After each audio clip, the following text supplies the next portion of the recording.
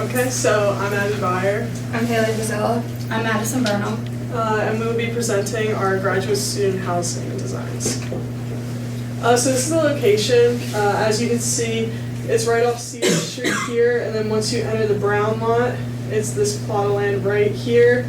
Again, here's Cedar Street, and then it is right across from Espen Shade and Leffler Chapel, and behind the small row of houses that the college owns.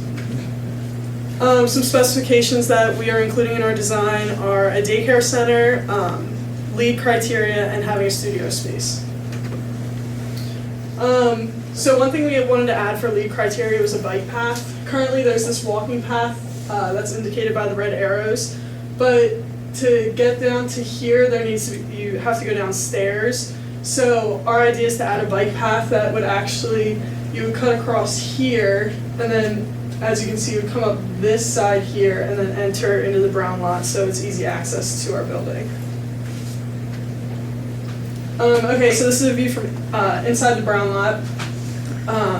Again, right here you would enter in, and then you would cross down this path, and there's the plot of land right there.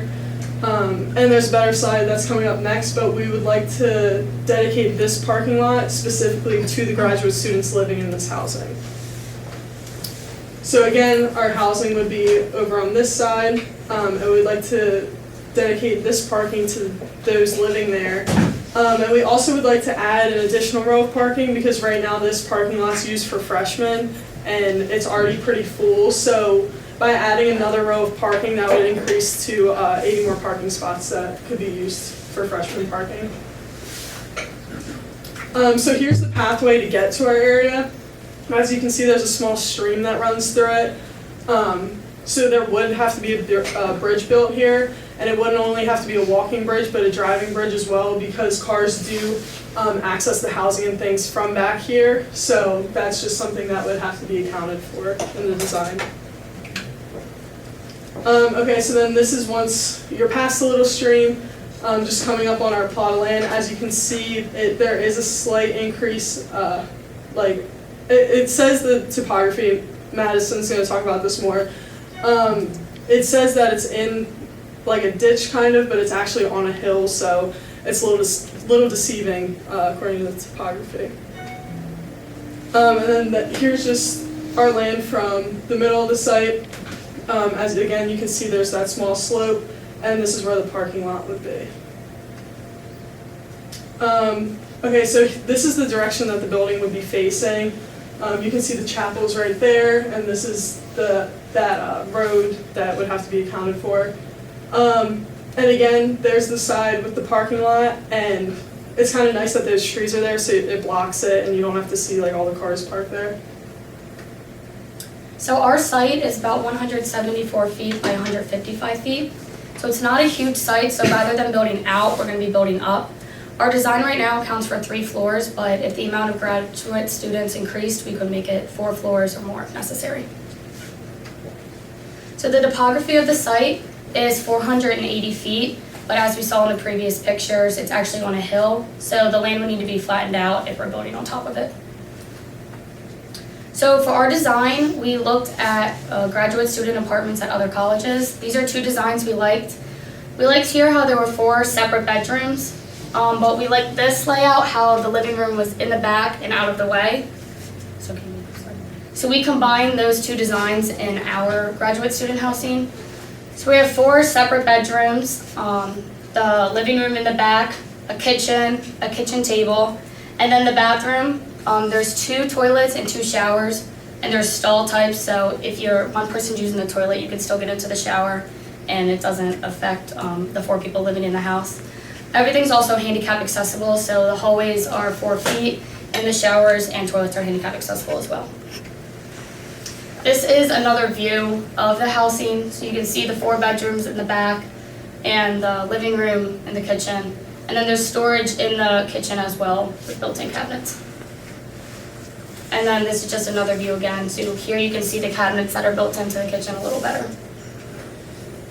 So this is our design for the 2nd and 3rd floor. The first floor is a little different. So the 2nd and 3rd floor will have 6 apartment-style bedrooms and a area for studying and like a lounge area for the rest of the students.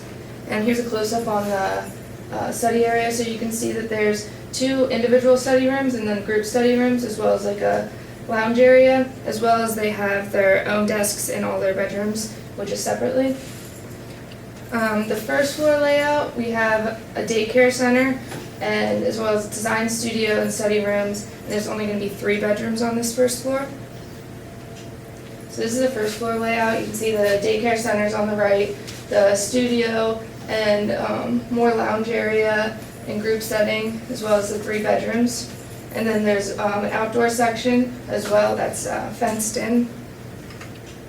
So the studio area, we made it very open. There's actually a projection wall for the studio, and the windows would be like self-adjusting to let the natural light in.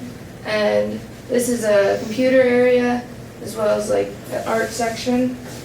And the wall, because it shares a wall with the daycare center, this wall would be like a soundproofing wall just so it doesn't interfere with like people using the design studio. And also this square, we didn't mention it earlier, that's the elevator because there's elevator access to every floor.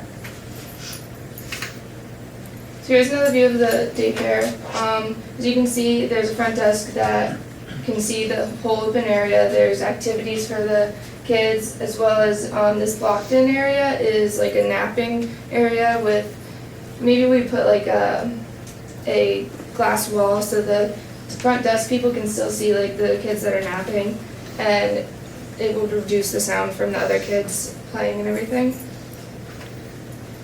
So as you can see here, there's natural light going into all the areas of this room, as well as the front desk being able to see that napping section. So for the sound reduction, we use acoustic paneling, cloud ceilings to reduce that sound, and partitions. So that these are the partitions to break up the sound from all the other kids playing. So the exterior, as you can see, we have a fenced-in area because there is access for the daycare to go outside. So we'd want those kids to stay like in a setting where they can't just roam the whole campus. And here's another angle. So like we have areas where students can do work outside as well as watch their kids play if they want to. And as you can see here, we have an entrance from the daycare center, which is right there, to that outdoor setting. So the kids will not have to go through the area where the students are studying in order to get into the daycare center. So specifications of the building, like I said earlier, there are 4-foot hallways, so it feels open and not confined, and it's also ADA approved. This was a big focus in our building because a lot of the other buildings on campus aren't very handicap accessible, so we wanted to make a building that is accessible for anyone that would need it. There's 4 units on each floor that are slightly bigger, so these could be easier for wheelchair access throughout the entire unit, and there's elevator access to every floor. Some more LEED criteria, there's increased access to daylight. So from our exterior picture, you could see there was a large amount of windows in comparison to other dorms. We wanted a big focus on letting in the daylight. We would have glare control devices, so operable window blinds. So if you don't want the daylight in, you can pull the blinds down. There's quality views, so you can see the trees, the grass, the stream that we mentioned earlier, and the sky. We're going to use clear glass, so not alter the color of the views. The only room that we would not use that in is the studio space, and as we said before, we're going to try to use the self-adjusting windows, because there it's more focused on the light and not on the views. We use dimmers in the individual rooms and in the study rooms, so individuals have control over the amount of light they want. And lighting in the studio space on the projection wall will be separately controlled by the occupants. Does anyone have any questions? I was curious where the elevator is located. It looked like that was in the lounge area. Is that, how do you access the elevator?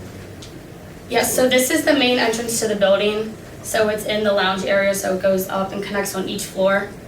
And then there's hallways to get to the rooms from there. So every room is accessible by elevator. And if, oh, I'm sorry. Go ahead. I was gonna say it might seem a little odd if people are studying here to have that traffic going through. But again, on the second and third floors, there are those individual study rooms and the group study rooms that are in rooms themselves, so that could be a place that they could go so there's less distraction while they're studying. And I was curious about the daycare center. It's a nice feature to have. What's the capacity that you're looking at, and how was that determined? We didn't have like a set number of children that could attend the daycare. It would be based off of like the number of graduate students, because if there's not as many graduate students that need the daycare, then we could open it up to students that don't live in this building or faculty. So I know a lot of faculty now use the Brethren Church for the daycare over there, and we just thought it would be nicer to have one on campus run by the college, because it also could provide jobs for students on campus. And does the operation of the daycare center interfere with the courtyard there for the other students that maybe don't have children? I think we would have like a set time that the daycare uses the outdoor space, so it could be posted so students know, like if they don't want any distractions, like try not to be outside at this time. But then like at night when the daycare is not being used, or times that aren't posted, they can use the outdoor space freely. And then we could open up the gate too, so it doesn't feel as confined. What's the overall capacity for beds? With the design we have now, there would be 60 students that could live here. Again, like Madison was saying, like if it's obviously we are growing our graduate student programs, so we could have the design built up, and then that would add, each floor would add, what did we say, 24? 6 more bedrooms, yeah. Yeah, so it'd be 24 more students per floor added. And do you have any idea of the square footage and cost of the building, or was that not part of the? That wasn't part of our design, he told us not to focus on that. Did you consider an access drive or any parking on would be the north side on the College Avenue side of the building? Just for access purposes, it seems a little bit, the parking area is sort of detached and a little bit farther away, so Yeah, to get to the building, especially with ADA. Yeah, well, the area, like we were saying before with the measurements, like the area is not very big at all, so that's why it kind of worked that the parking was more next to it, but I know like what you're saying with the handicap accessible, things like that, but again, I think that walking bridge would be a good sort of transition over to that area. It's really not a far walk from the parking lot to the building. There's also like a section that the college owns that's like more of like storage, it kind of looks like a a junkyard junk right now. area right now that they could open up beside the graduate student housing and make that parking for more handicapped drivers and have a walking path from there to the front of the building. Yeah, you would need some sort of smaller parking area closer to the building for service vehicles and ADA.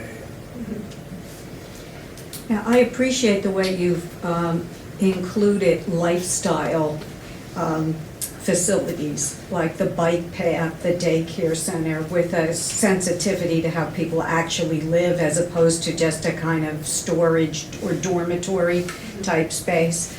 And tweaking it a little, I think you could probably make it more functional, like the parking lot that was suggested. Also, you'd want to have a place for people to put the bikes. There is a bike path. And walking towards that elevator, you've got your tables out there, they could easily be reconfigured to the sides, you know, so that you don't have that level of traffic. I might have missed what size the bedrooms were. The large bedroom was 12 by 16, what's the standard? So the large bedrooms were these two on each floor, and then the two that would be on the other floor. The ones in the back, I think, were 4 feet smaller, and is that right? I think 2 feet. Okay, so it was 2 feet one way, 2 feet the other.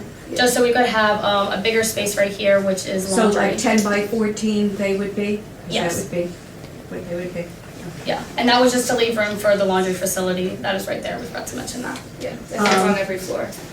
Now, in keeping with this idea of actually living in a space, where do you do your laundry?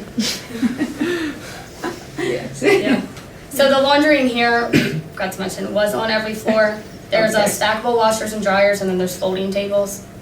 Okay, so every floor would have that? Every floor Yes. has that, yes. Good to know. Is that in hallway there, or is that a? The laundry That's a area. long room there, I guess, right? Yeah, Yeah. so it's, What's the width of that? Well, these hallways right here are actually 4 foot wide, so that's probably about 8 feet. I was curious about the site. Did you pick that site, or was that a given? It was given to us. That was given. Mhm.